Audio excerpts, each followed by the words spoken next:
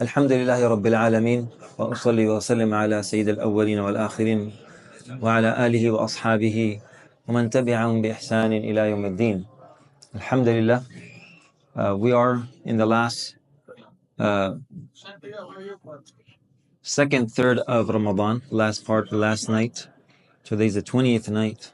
We ask Allah subhanahu wa ta'ala that He has showered His mercy upon us and has forgiven us, and inshallah allow us to reach the last third of Ramadan with pardoning from the hellfire. Ameen ya Rabbil Alameen.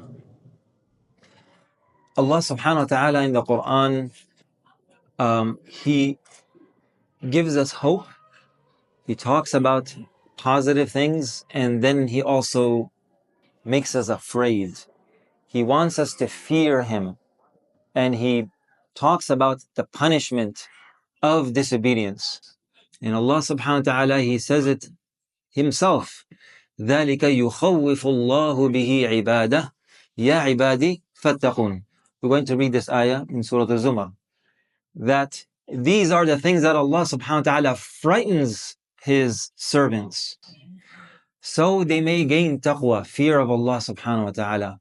And therefore, the scholars say that al-iman, from the hadith, al-iman bayna al-rajā wal-khawf, that faith is between fear and hope. You cannot just have hope like I'm just hoping for the best and I don't know what's going to happen, right? That's not very useful and not very helpful. And also just frightening people, it's also not motivating, right? People will not be able to move forward. So there is a certain balance that we have in our tradition that Allah subhanahu wa ta'ala, He talks about Jahannam and He talks about Jannah. He talks about His forgiveness and He talks about His punishment, like I mentioned the other night. Allah subhanahu wa ta'ala, He talks about that. Then later on He says, أَفَمَنْ شَرَحَ اللَّهُ صَدْرَهُ بِالْإِسْلَامِ, that whose heart that Allah subhanahu wa ta'ala has opened up for Islam, submission. And mashallah, brother just alluded to the verses that Ibrahim alayhi salam and his son, right? When they both were fully submitted to God, when they submit themselves, فَلَمَّا أَسْلَمَ, right? Ibrahim alayhi salam, we are on that tradition. That is fully submission to God, right?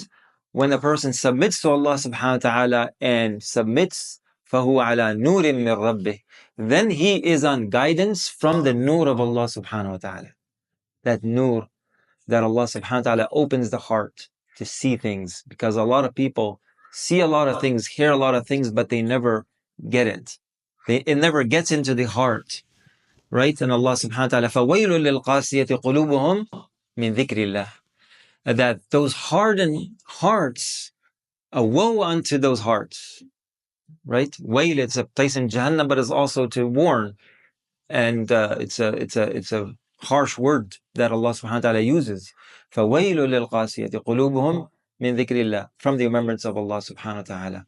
And that's why the scholars say that those people who always remember Allah subhanahu wa ta'ala, that heart is open for guidance. That heart is open for guidance. Because just saying things is not good enough. A person has to have that in the heart, and that translates into actions.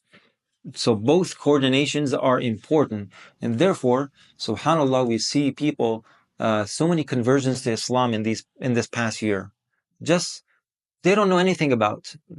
I just saw a small clip on one scholar was mentioning that a sister reached out and she said, "I want to become Muslim," and the scholars asked him, what do you know about Islam? How did you get to know about Islam? What do you know about the faith? What are the tenets of faith? Normally, imams and people, ask about that and try to give them a heads up before they enter into, so they know what they're getting themselves into. So he asked those questions and she said, "I don't know anything about Islam. I know nothing." So Imam was like surprised that, so then why you want to become Muslim? And she said something very interesting for all of us. She said that I looked at the people of Gaza and their suffering and what they're going through, and still they say, Alhamdulillah, la hawla wa la quwwata illa. There's no power, no deity, nothing can save except Allah subhanahu wa ta'ala. Allahumma lakal hamdu. They're saying that's, there is something so special that they have and I don't have. Something so that it can keep them going through all what they are seeing and what they're enduring and what they are seeing and what is happening to them. That's something very special that keeps them going, and that I don't have. So I want that. And that's Islam. That's knowing God. That's when the heart is open, and is open with Islam, with submission to God, submission in every situation. And therefore, we need to not just be a Muslim, but become proper. Like they say, they have these propagandists. They say these extremist Muslim, extremist Islam. They put Islam and they compound that with other kind of negative words, and then they want to say that Islam is terrible. So we say Islamic extremists. We say that we want to be extreme Muslim. Extreme Islamist is not a concept. Extreme Muslim, being an extreme Muslim is a concept. That وَالَّذِينَ آمَنُوا أَشَدُّ حُبًّا لِلَّهِ.